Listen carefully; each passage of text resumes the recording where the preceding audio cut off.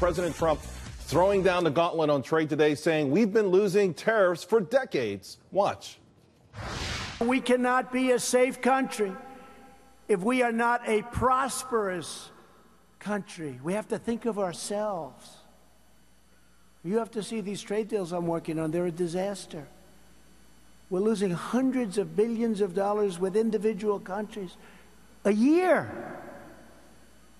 And they're sticking. You got to stick it out. We got to fight it. Nobody else fought it. Still, Republicans like Paul Ryan continue to say tariffs aren't the answer. Now, here's my problem with that. They won't tell us what the solution actually is. Break out the whiteboard, Mr. Ryan.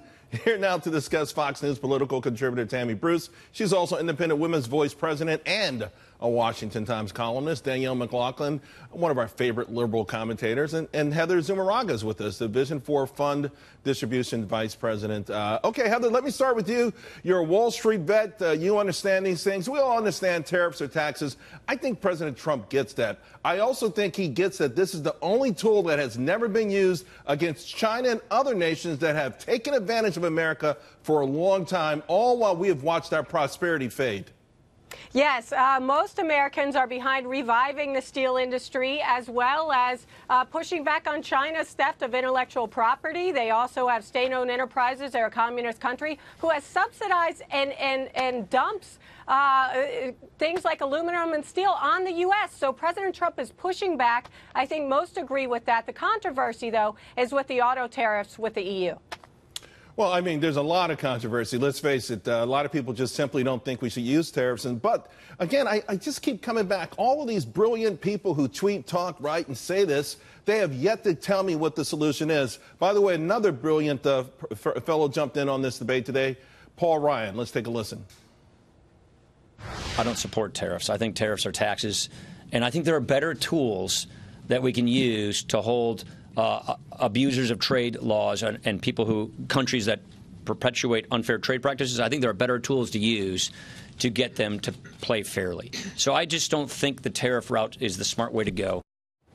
All right, Tammy, what are those tools? Do you know? You know, I'll tell you, this is Paul Ryan's known for being the budget guy and the numbers guy. And even when we came up to the tax reform and the tax cuts, he had really no idea what to do. They were all kind of scrambling around. It's never discussed, the details. And the fact is, this is probably, for a man who's a negotiator like President Trump, the best thing to have, because there is some flexibility. You've got the EU commissioner coming over. We've got like a $150 billion surplus when it comes to the trade deficit with them. The deficit. Yeah. And these are things that at least we've got to get to some parity. The president talks about simply having some fairness. I don't know if Paul Ryan thinks that us having lost the trade war is okay. This is just something that the president's asking, that we move back into some framework of balance and fairness. He's not saying we want to take advantage of everyone else. He talks about us being the piggy bank. That's true. This is part and parcel of Europe, certainly the European Union, getting to be stronger for themselves, and that's going to help everyone in the long run. You know, Danielle, we should go back to, we could talk about the source for all of these, but let's say China, for instance. China was able to give us cheap goods because of slave labor, child labor, harsh working conditions, massive subsidies of industries. So we got cheap goods in return. They got our money. Now, the experts tell us what they do with that money is they buy American businesses, whether it's your local nail salon or the Waldorf Astoria. And we should all be thrilled about that. There was a time when Democrats used to push back against the use of child labor and slave labor and unfair trade. But now that Trump likes this, it feels like the Democrats don't. No, they should be. And one of the big reasons that we have trade agreements is to make sure that we have environmental regulations and labor standards in place. We had that with NAFTA. We had that with TPP.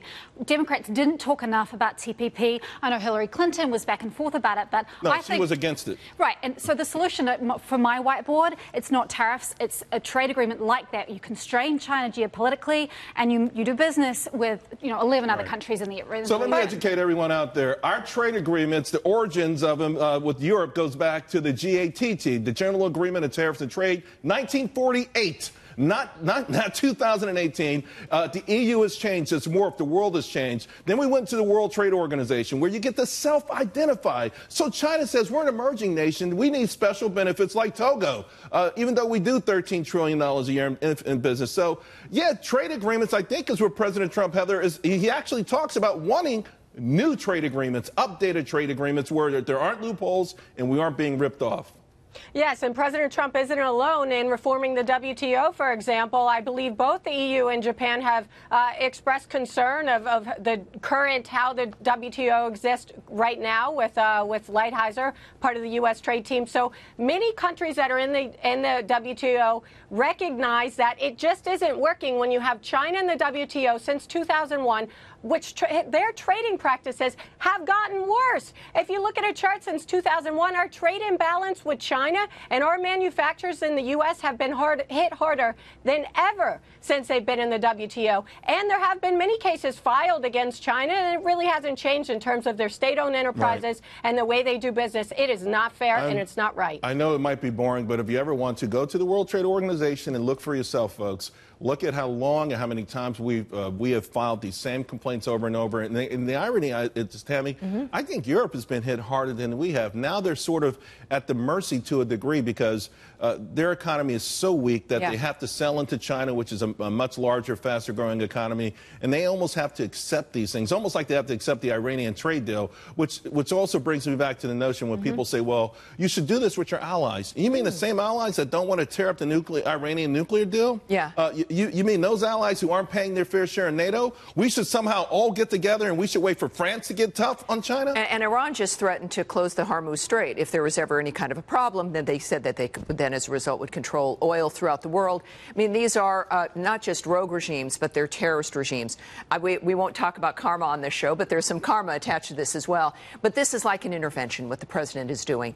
It's an intervention not just for this country, but clearly for all of our allies. It's maybe you can call it tough love as well, but to have to do business with China, which clearly manipulates its own currency still, dealing with cyber warfare, stealing intellectual property, that we would have to get into bed with the worst actors on the planet is unacceptable. And the president is asking for us to have some fairness amongst ourselves so that we can become independent again. There was an interesting piece on Axios today, and I think, of course, it was potentially going to be another anti-Trump piece, but to me, they talked about the soft power of China and all the money now they're spending on lobbying.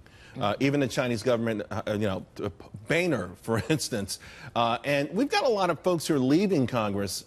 You wonder what they're going to do for a living. And I hate to see some of these people who are pushing back on this all of a sudden start getting paid by China next year. I hope that's not the case. But they're buying influence, and President Trump talked about that today, Danielle. Shouldn't we be wary of this? Yes, we have to stand up for what American values are. We're not going to forget about Tiananmen Square. We're not going to forget about China's horrendous human rights record.